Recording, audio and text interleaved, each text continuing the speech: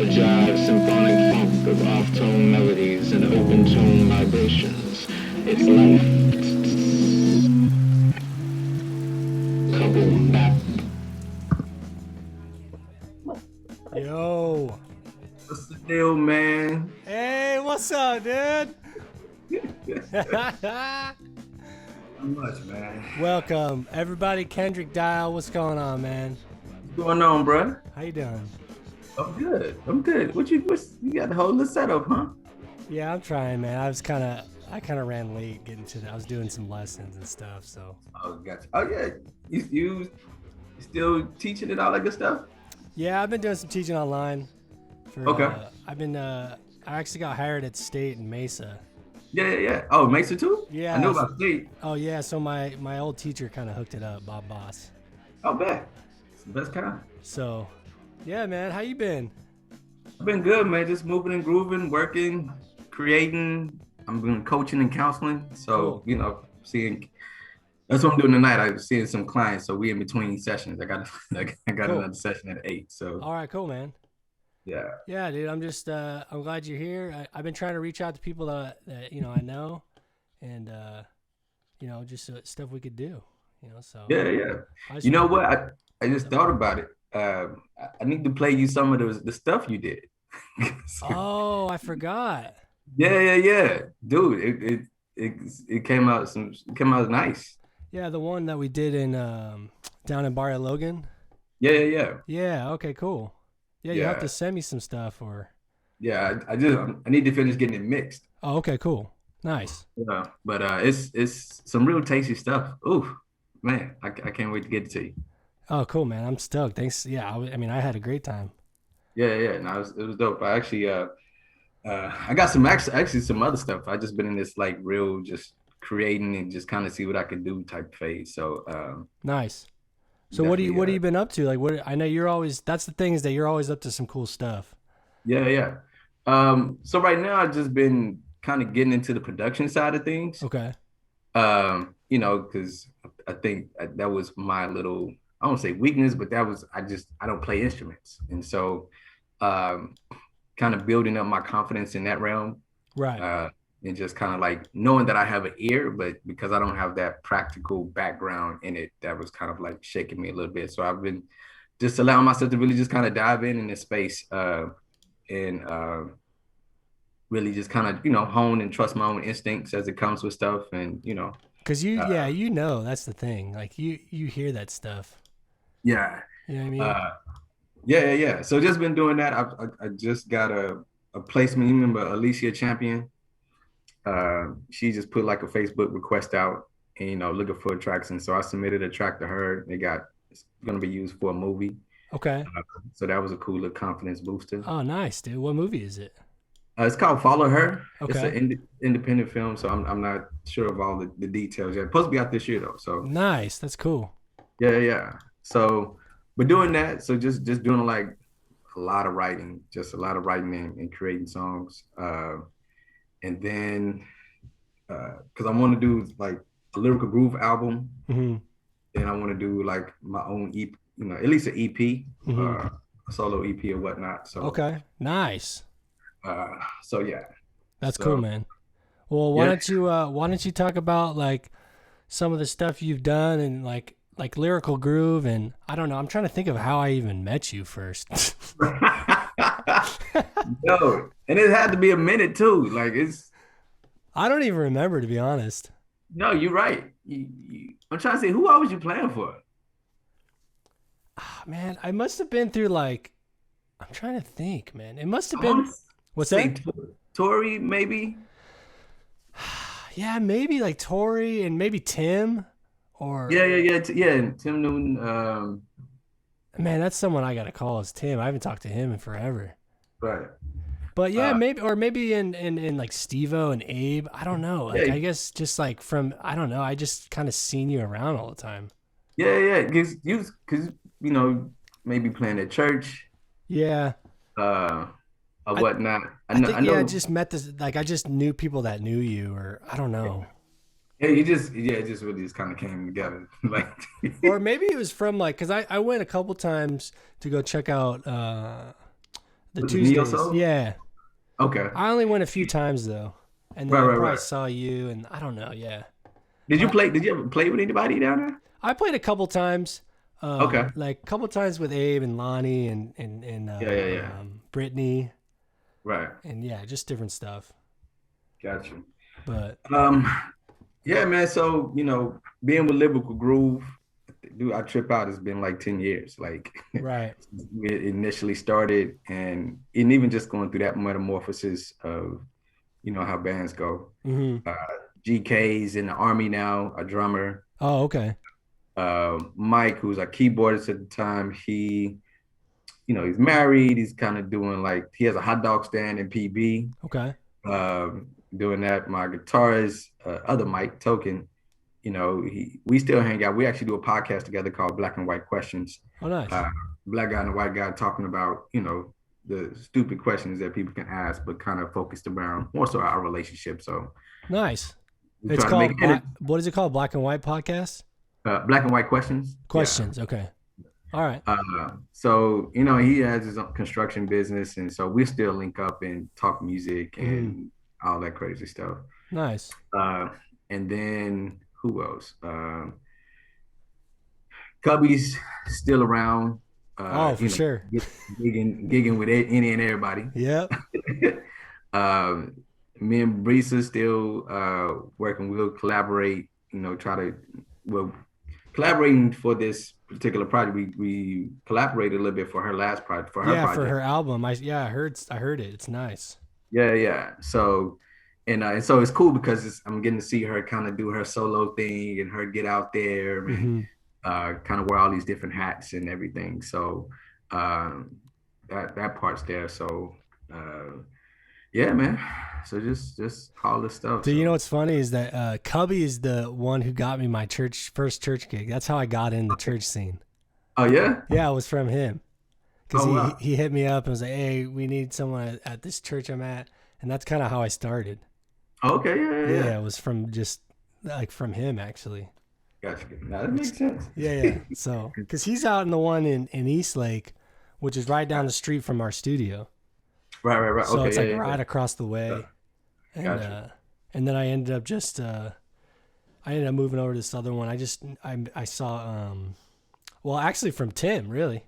Yeah. Because I knew Tim. I was like, hey man, I know you know all these guys. Like, where's and I ended up playing with David White. Okay, yeah. And so they just in Tejan right. at TD. So, and they were just like they were killing it. So I just had I ended up playing there for till now still. So that's what's up. That's wild because like my whole even introduction into the scene was like it was a different landscape, so to speak. Because I started out doing spoken word. Right. Then I think I used music a little bit, but it was primarily just doing spoken word from that whole scene. Mm-hmm. And then we got asked. What really actually kicked it off is myself, who's Cat Rudy Francisco, and Black, he's my collective purpose, brethren. We got asked to do Indie Fest one year to just do some poetry. And it was like we hate doing outside venues. Mm-hmm. And so we was like, yo, can we have some musicians? So we had it's funny, we had three, but I think only two showed up. So we had drums, we had Kevin Henderson from New Creation on drums, and 600, which is, if you know Jay Pierre, is his brother. Okay. Oh, okay. Yeah. And so it was dope. Like, and that was kind of like my introduction into it because I really just kind of orchestrated the band. Yeah. I knew what the poets were going to do, and so musically, so I just arranged that, and so it was like I worked with the band, and then the poets just showed up and was able to kind of go from there. And then probably within that year's time, like we as a collective were doing stuff, and it was kind of still same setup. I would work with the band, so the poets could just kind of show up, and then we add some musical elements. Yeah. And then Rudy really started to kind of take off in terms of like really traveling and touring as a poet. Yeah. And Ant moved up to like Paris, California. And so then at that point, it was just kind of like a decision of what to do. And my boy GK, who was our he was kind of shadowing Kevin at the time. Mm-hmm. So, one day, when things kind of like falling apart, he was like, yo, we could do it. He was like, so we talked it up. He went and bought a drum set, and it just kind of came from there. Nice. We started, I think we probably rehearsed for a good 4 months. Nice, dude. That's cool how it started. It's like kind of organic. You kind of just fell into it. Yeah. And it's funny that you're talking about Rudy, because I just did this this private little stream for him at Queen Bee's. Okay, yeah. And I was like, man, I'm sitting there setting up, and he's doing his thing. We did a little sound check. I was like, man, this guy looks familiar. I said, where have I seen this guy? And then he starts doing some of his poetry. And in the middle of the set, I was like, I'm sitting there with headphones on, trying to be quiet because I'm in the front with his computer. And like, I mean, man, I remember this guy. I know who he is. And then I started remembering, and I was like, oh, dude, I've seen this guy on the internet. I've probably seen him with you guys. And I was like, oh, I know who he is. And I told him after. It was just funny. Like the light bulb went off. So like the fact that you're saying that you did like something with him, like that totally makes sense. Yeah. That makes perfect sense. We all kind of started together. Yeah. So it's, the level of talent in San Diego is just ridiculous, bro. Dude, that's why I'm glad you're doing your thing, and I started doing this is because I just wanted to like highlight it. If nothing else, just like put it up on the internet so people could find it if they chose to. Yeah. You know what I mean? Yeah. No, it's ridiculous just to, it's like a hidden gem. Right. I mean, and folks, it's like folks will make it out here now, and then the world will get a piece of it, and then it'll be like another somebody a few years later, something like that. But it's a definitely untapped gem. So when you guys did your spoken word stuff, did you guys go to like almost like jam sessions? Like I think of it, like you would go to like open mics and stuff. How does that work? Yeah. So it's literally the same thing in terms of like, and then so even in like Ocean Beach, there used to be at Winston's, they should do a drunk poets.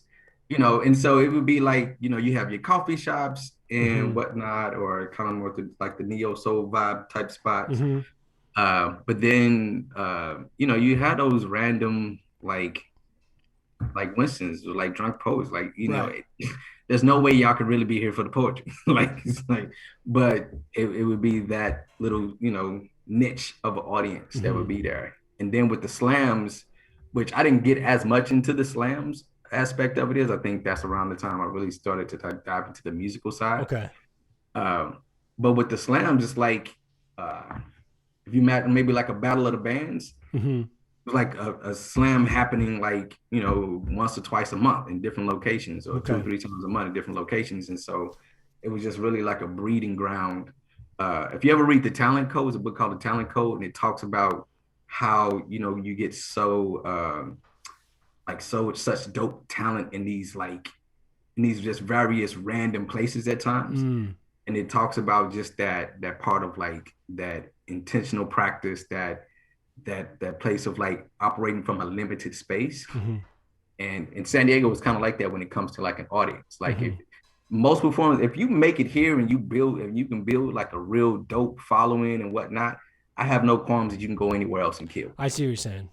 Because the dynamics here, folks ain't gonna just join you just because you're on stage. Like they gotta really be feeling you to make that connection. Right. And so just in the spoken word world, like that was the thing. And so even having like the team, like a lot of folks don't know, like the slam team, has been on the national stage of the National Poetry Slam, like, 3 to 5 times, within the last 10. And they was they came in 5th one year, they came in 2nd another year, they came in 1st, like, in terms of like really folks knowing that San Diego has, spoken word representation. Yeah, that's cool.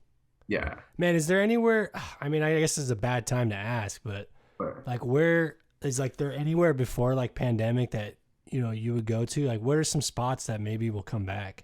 Because I'm down to go.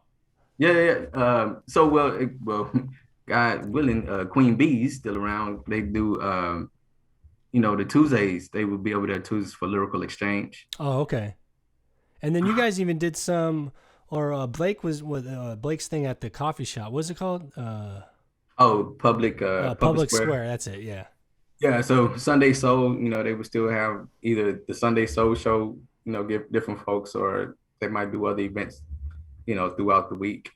We used to host Elevated, which is at for a little bit it was at Queen Bee's, but then prior to that it was at Evoke Dance Studio, and Okay. then after that it went to the Arts and Entertainment Center or whatnot.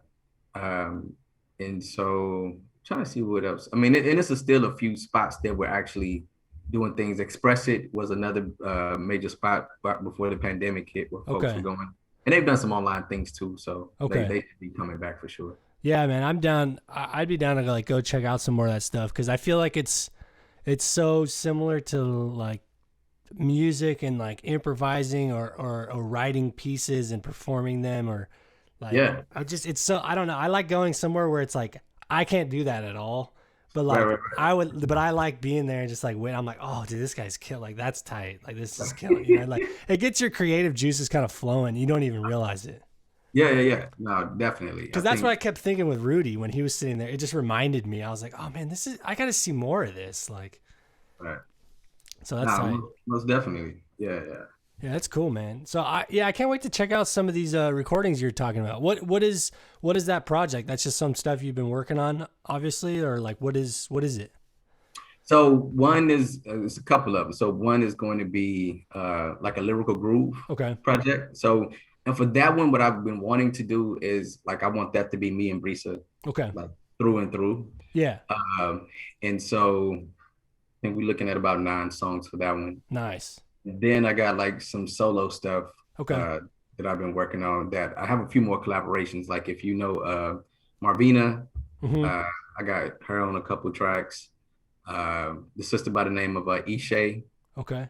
I got her on the track and trying to get her some more, trying to do a little something with Rebecca Jade Oh, nice. Cool. and whatnot. I've been looking forward to working with Rick Scales and hip hop artists Okay. and Mickey Bell again. So yeah, so I'm just in this space, and I think that piece of collaboration too, finding different folks to kind of collaborate with too. Nice. And you guys are just like, how do you go about it? You just kind of, whatever ideas come, you send each other stuff and kind of build it, or how does it work? So what's been happening is I've been just like making tracks at home, and because I'm just using GarageBand right now. Perfect. Yeah, and now GarageBand and Splice are my friends, and so I get on there and I'll just create, and if I find like a good little writing stream, I'll write to it, and then my buddy Elbert, who was running the session, either connect with him or if I feel like it's cool where it's at, and just kind of go from there in terms of like if I hear somebody's voice on it or whatnot. Right. Yeah, I get you. Nice, dude. That's great. I feel like you and Brisa kind of like had that lyrical groove thing like really well. Yeah. Like both that was even crazy how that came about. Really? Yeah, because she wasn't a part of the band initially. Oh, I see. So what? She just came around, or you kind of brought her in, or what? It just happened organically. Yeah, it was kind of organic too. So if you know Jiminelle, she actually, so at Elevated, which is the open mic spot we used to have. Is that Tim's wife? No. Okay. It's you've seen her. Like she performs, she sings, and she plays with the loop pedal. Oh. And she has the mantra loop, Okay. Oh, nice. And so, but back in the spoken word world, right when we was kind of starting, my boy Chris had kind of mentioned it to her that we were looking for a vocalist, because we would have like different people kind of sit in every now and then, because I still that singing thing, I do as much as I need, but but I don't feel like I can claim it. And so so then Jiminelle and Brisa were pretty good friends, and so Jiminelle was getting ready to go back up to LA. Brisa was either just moved or whatnot when she had her son, so she had been down there for a little bit, but she hadn't been singing. Okay. And so she connected us, and then she came to a rehearsal and invited her out. And it was funny because I think what she says, initially she thought it was just going to be like, maybe like a featured singer type thing. And I ain't know, I'm just trying to put something together. Yeah, it's like, no, like I want you to like feel it, like own it. And so the first time it was like, yeah, I don't know if this gonna work. So, but the second time was probably, which was actually like a few months later, because Mm-hmm. you know we weren't gigging like that then. But you know, she had a little bit more time to get comfortable with the Yeah, material, yeah. and we hit. It was just like the true performer that she is Right. just came out. So it was like it was locked. And you Yeah, could tell, like, once you saw it, you're like, oh, that's it. yeah. Yeah, yeah. Nice, dude. That's cool. How did you get into doing like spoken word and stuff?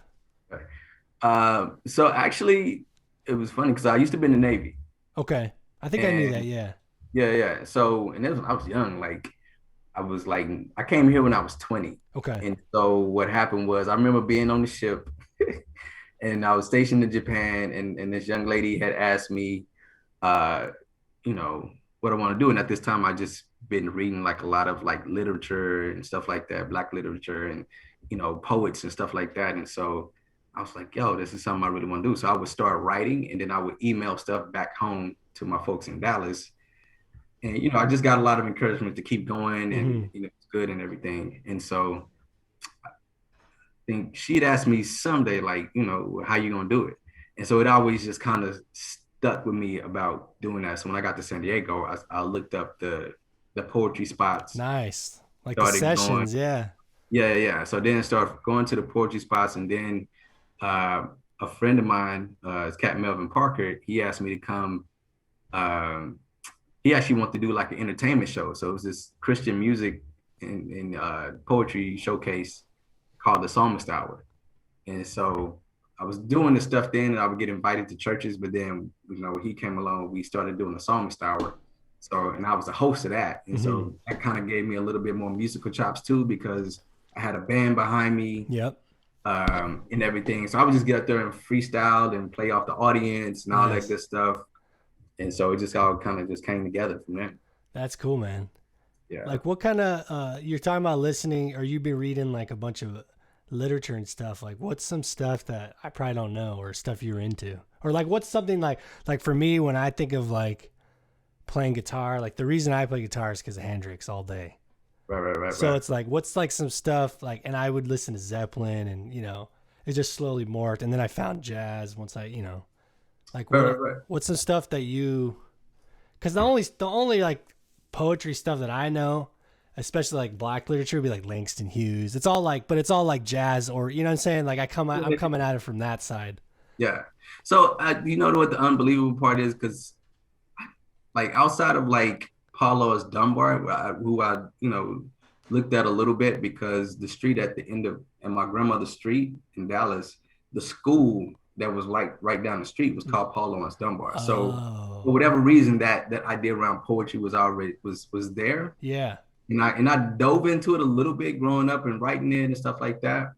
But what really got me into it was when it was coupled with music. Okay. So like the Above the Rim soundtrack, Okay.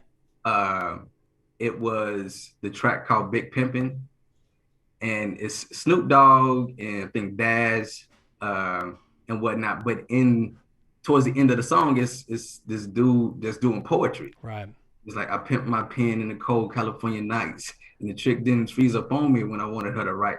And so it was that. It was Yeah. um, a little bit, and then just in the '70s, when they would do the music and have the little talk throughs and Yep. everything. So Yeah. it was that influence. It was the Spodioti Dopalicious Angel on the Equimini sound on the Equimini album from Okay. Outkast. Yeah. Like those, little moments, Big Rube when he would be on the Outkast tracks, like, those were kind of really my like poetical, references when Yeah. it comes to like even doing poetry. Okay. And Cool. yeah, so I think that's why I gravitate towards doing it with the music like I do. It's kind of funny. I feel like it's like a premonition before you even knew it. Like it's just like foreshadowing. Yeah. It's crazy. That's Yeah. cool, man. That's tight. So Yeah. you've been in how long you been in San Diego since you were what like you said 20? You're stationed. Yeah. You're, I got here you're in September 2000. oh, all right, cool. And you're from Yeah. Dallas. Yeah. Oh, okay, cool. Nice, Yeah. man. Heck What yeah. about you? You always I'm been from here? man. I'm from SD. I'm East County. But I went to El Cap, dude. I was just straight East County. I'm a bro. That's what's up. Have you ever lived anywhere else? No, I've never lived anywhere else. No, just a bunch of spots in SD, but I've never lived anywhere else. I've been to Mexico City, some other spots in Mexico. I went on this trip when I was doing my master's. We went to Montenegro, which is like across the sea from Italy. Right. I mean, that's about it, really. I mean, I haven't really been, too many places. So maybe in the future, I don't know. But what you got your master's in? In jazz studies. Okay. Yeah. So I just went back. When did I finish? I just finished. It was like literally right as the pandemic hit is when I finished. Oh, yeah? Yeah, like I actually had to do the last bit of my stuff like online kind of. It was like right. I remember sitting in the rehearsal like, and Carl's one of the teachers talking. He's like, "Yeah, I think they're gonna shut the school down." I was like, "What? Man, get out! No, they're not. What are you talking about? Like, what? They can't shut the school down. Like, well, how are they gonna do that?" Right. They surely did. Oh, wow.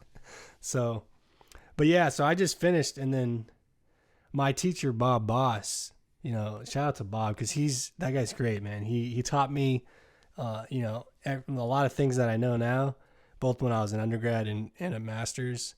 And then the timing just worked out. He kind of was going to retire. Gotcha. He kind of recommended me. I had to jump through some hoops and, Yeah. I had to go up to battle, to see if I was worthy. Right. And it ended up working out. So that's what's up, man. Yeah, Bob, I told him, I was like, man, you kind of saved me, bro. Right. So, but yeah, man, I'm kind of glad I went to, I took a break in between getting a master's or getting my undergrad and then master's because I was just gigging and trying to do it for real.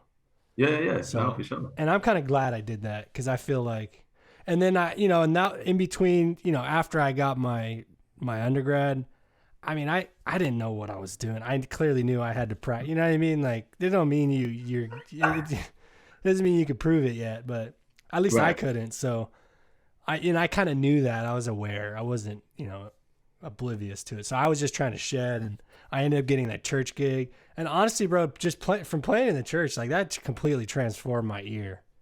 Like just playing with David and all those guys and like studying the music and then, right. just, they're not reading and you're just talking through your instruments. And it was just like, and I realized, I was like, dude, this is how the jazz dudes did it. Like, this is what they did. They could read and write, but like, there's the other side of it too, where I could tell, like, I could just tell, I knew it. When I think about, because when I go back in terms of my musical influence was, I used to be on the usher board, mm-hmm. and I sat right at the door by the band. Okay, yeah. So I was like there in terms of like, the whole, whenever I was on duty, and just being able to see like the choir director and going up in the South, like the choir directors are a whole shebang. Right. Then have the music director right mm-hmm. there, and then the band is like right here, bass, and it like it was. See that, and for me, I came, my mom and dad are like Catholic, so I grew up going to Catholic church, which is like totally the opposite. It's hilarious, dude. Like totally the opposite of it. Like I don't know. I really liked, and then just being there and just learning all the music and just like being forced to really use my ears, just like. And then, and then like once I kind of found that, I was like, oh, dude, this is where it's at. Like this, I get it now. Like this makes, and then overlapping it with the jazz stuff that I was into. And even like, where I come from, like listening to Hendrix, like that's my number one. And it's like, that's what he did. He came from, you listen to him play, he's just playing church. Like that's what he's doing. Yeah. Right. So it was like the perfect combo for me. And then, and then getting to play more with like in that scene with people like Steve-O and Lonnie and you guys. And all Abe and all those guys, Rashad, everyone, and Tim and all that. So it's like, it was nice it like totally completed the other side of it for me, honestly. Yeah. Because I like one thing that I really appreciate about even you as a player is like you can hear those elements, you can hear the soul, you can hear the jazz, like Yeah. and like even those things around dynamic and tone, like it's yeah, for me it stands out. So I always Cool, man. I'm glad. I'm trying. yeah. But yeah, dude, I just love that way of communicating too. I feel like I just feel it feels like that's what the people that I study and idolize, and when you strive to be like, great poets or whoever you're into, it's like that's what those guys did. Like, I'm convinced. Man, I even took it like far. I had to write this huge paper at getting my master's, which I'm not good at writing, and I just, I was kind of upset that I had to write essays when I'm there to perform, and like it's a performance degree and whatever. That's a whole nother story. But I ended up writing this essay about jazz music and how it's learned and how it's taught and how, and I just kind of brought everything together and in this scholastic, academic way, but which is ironic because you're sitting there writing everything down. And I'm trying to write about something that's talking about not writing stuff down and how it's learned. And yeah, anyways, so it's like kind of abstract, but it was good it would just kind of completed the puzzle for me. So it was nice. I'm glad I ended up doing at the time I did. So, nah, that's what's up, man. But yeah, man. But what do you got going on after this? You said you're doing some meetings. Yeah, so in my evenings, I do. I work at. I'm a therapist at Open Heart Counseling Center. Okay. And so in the evenings, I see clients. Oh, okay, cool. So try to average Tuesdays, Thursdays, sometimes Wednesdays, but then on Saturdays too. For about anywhere from like 2 to 3 hours, I have clients and whatnot. So yeah, so doing therapy. Nice, you're a busy man. Yeah. And it's cool. Like, it's a cooler place to be. Especially now to be able to kind of show up for people. I love growth and seeing people kind of like get to their new levels in life. And I feel like that's kind of a passion for you, huh?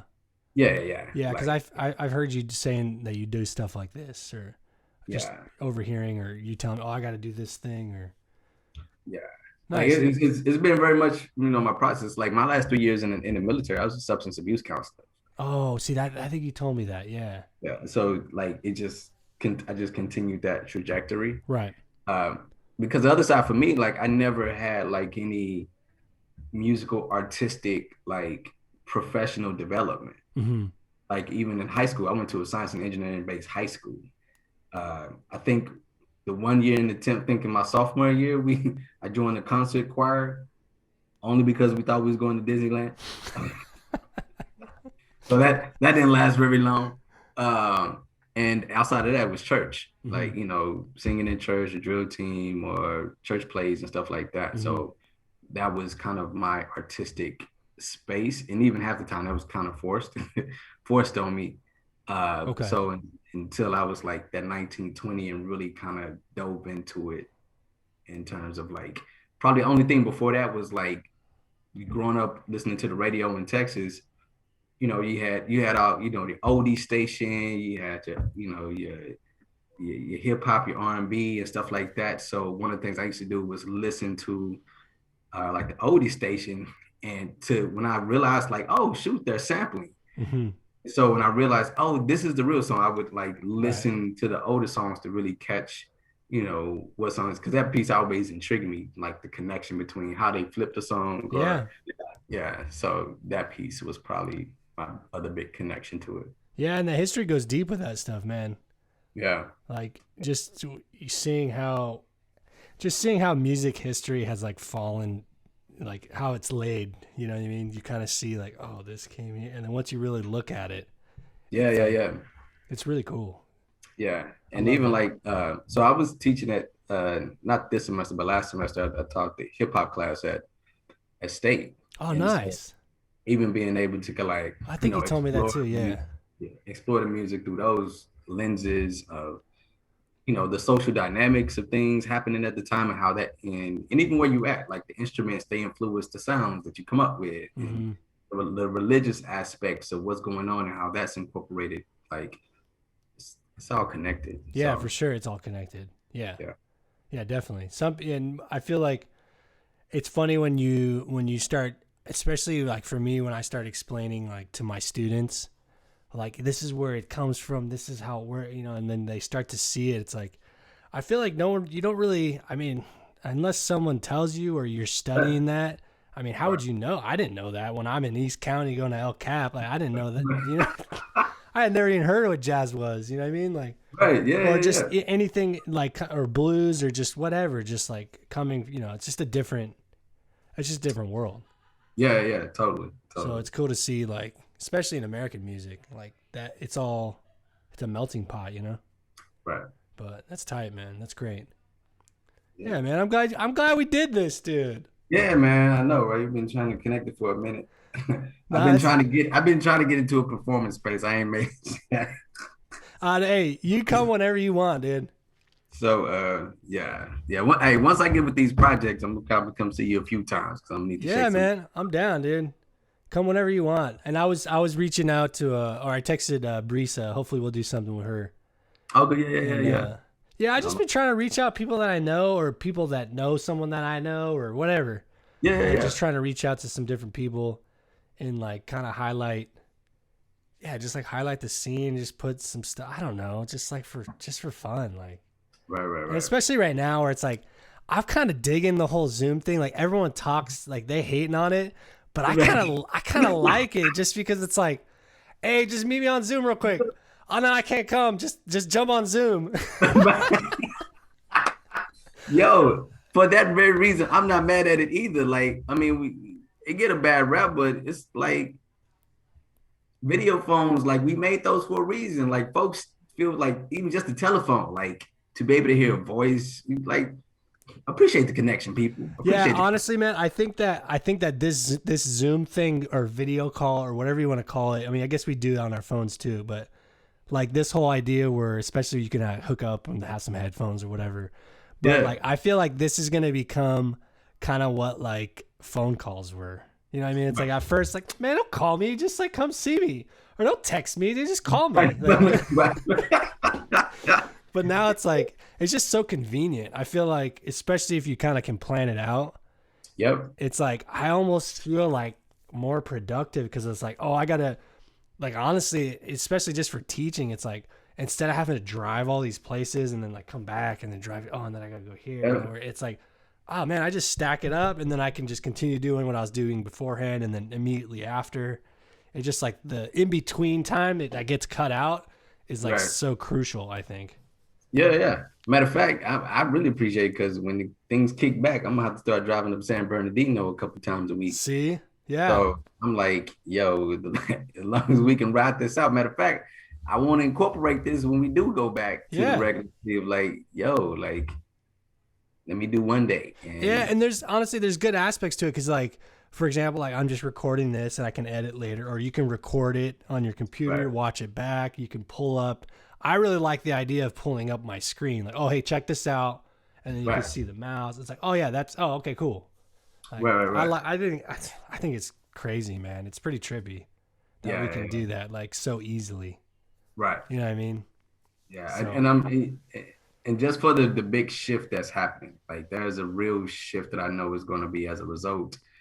Like now that we know that we're here, because it wasn't such a practical thought to do. It was like this, this necessity of having to be in person. But now it's like, no, we can actually kind of do it, for the sake of convenience, for the sake of whatever. Right. You can do it, and it's not like a less than experience. Like we can really hang our hat on it. Yeah, and you can. What's also cool is like you don't actually have to go. If I want to call, some friends from wherever across the U.S. or whatever, and I can chat with them and have like a cool conversation, or they can show me some stuff or whatever it is. It's like, dude, you wouldn't be able to do that. Like, what am I going to go fly over? I mean, I guess you could, but. Right. Yeah. So I think it's cool, man. It's like, especially with this whole pandemic, I kind of just went hard on the whole like internet thing. Right. And I've been kind of wanting to anyways. And I feel like now, I feel a little more comfortable with my playing, and like I feel like, so it's like it's cool to be able to do all that stuff. And yeah, it's pretty nuts, man. Nah, that's dope. But anyways, dude, I don't want to keep you. I know you got your thing at 8, right? Yeah. So I'll let's wrap this up, and we'll do another one of these days, and we'll hang out. Maybe get you on the stream eventually. Yeah. No, I'm sure. But matter of fact, we can next time I can bring some music. We can check out some. All right, yeah, I'm down to check. I don't even remember what we did, to be honest. I know, right? Which is honestly my favorite, because listening back and then like, yeah. oh yeah, I kind of remember, because it's what who was there? What's his name on piano? DJ. Yeah, BJ was there, and that studio was cool, man. It's like hidden up down in Barton Logan. Yeah, them cats is good people too. They still doing all that? Room and board, to the best of my knowledge. Okay. Because they were doing they do lights, they do sound. Right. And then they had a lot of other stuff over there too. So I know things probably been a little slow, but I'm pretty sure that they got it, because they've had like some cool top notch folks. I know the drummer from POD came in, recorded over there. Okay, cool. And a few other folks. So nice. Yeah. So it's been coming along. Cool, man. Well, where can people find you if they end up watching this? Like on Instagram and stuff, Facebook, all that stuff? Yeah. You can catch at the Lyrical Groove on Instagram, Facebook. That's another thing. I'm kind of like, I just been chilling. So yeah, coming out of this, like, I'll really be back on the website and the platforms. Check out BreesaLauren.com. Okay. Cool. She's doing her thing and whatnot. So she's got that new record. Yeah. She just dropped an EP a little bit ago. So I listened to it. It sounds great. Yeah. No, she didn't like Preston help produce it? Yeah. He produced. I think she got a little help from Steve-O got a track on there. Right. Shad was doing some stuff, and then I think Joe. Cool. Madden. Nice. He mixed and mastered a good chunk of it. So that's another guy I gotta talk to. Because I know him from TD. Oh yeah. Yeah. So like, he's funny, man. I like that guy. He is hilarious. He be having me rolling. And so talented too. Just man, dude. He's kind of. I feel like he's kind of. He's like one of the sleeper cells, dude. Oh yeah. Like for sure. Like people who know who he is, they know. But like people like that. I tell all those church guys, I'm like, bro, the minute you guys decide to play like anything besides gospel music, done. Right. Done. You guys are gonna take over. Right. Especially jazz stuff. I was like, man, the minute you guys, if any of you decided to like, I'm gonna play jazz. It's not even try. Like they would destroy. Their ear is just there. It's like, yeah. But yeah, that's ridiculous. All right, well, cool, man. Thanks for doing this, and man? I hope I'll see you soon. And this was cool, man. Yes, sir. Well, stay up, bro. It's good seeing you, man. Yeah, man. And have a good night, dude. And we'll stay in touch. Yes, sir. All right, bro. Later. All right, peace. See you, man. All right, y'all. Thanks for being here. Go check out Kendrick Dial, and you can check out at Lyrical Groove. Is his I think it's on Instagram, Facebook, all that stuff. So thanks for being here, and if you want to check out some of the streams and some more of the podcasts, we're going to be doing some more. We're going to be doing one featuring Gilbert Castellanos and Christopher Holiday before the Thursday stream, the Cannibal Adderley tribute. Featuring Christopher. And if you don't know who Christopher Holiday is, do your homework, because that's SD legend right here. We got a couple of those here in SD. So we'll have to be getting some more of them on the podcast. And we're stoked that Kendrick was here. And go check out Breesa's stuff. And we'll have some more info, and follow all the pages to stay in touch. If you wanna see the calendar and find events and stuff that were our upcoming events, the best way would probably be, I'd say, Facebook. Just follow ElectricLOuieLand, and if you want, you can check out, just go to the website. It'll link you to all the stuff. So ElectricLOuieLand.com, and it'll link you to Instagram, Facebook. We even got a little Patreon going, all sorts of stuff. The Discord if you're on Twitch, And if you're not on Twitch, get on there, check it out. It's a cool little platform. And for future dates, because I'll probably end up posting this soon. Let's see, we got Mikon Slakovic on Monday, I believe. I think his trio's playing. He's an amazing piano player. So check him out. And that's on Facebook under the events. And then Thursday, like I said, we're doing the Cannonball tribute. So that's also on Facebook. You can check all this out on the website and everything. So anyways, y'all, thanks for being here. And share with your friends. Subscribe, follow, say what up, comment. Shoot me a text or something or whatever. Just stay in touch. So thank you guys for being here, and we'll see you next time.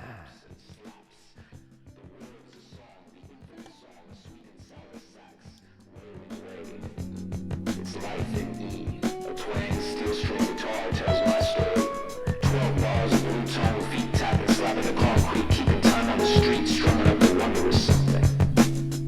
And the interludes of attitude and melancholy melodies, and triple chimes contrast like salty sweet. Horn line meets bass line, a rev supreme, a rev supreme, a rev supreme. So listen close to the song being sung by the wind and what it carries, how it reaches us all. I hear it clear and unfettered on cool, peaceful mornings, rich, full of life. Come on, Baptists.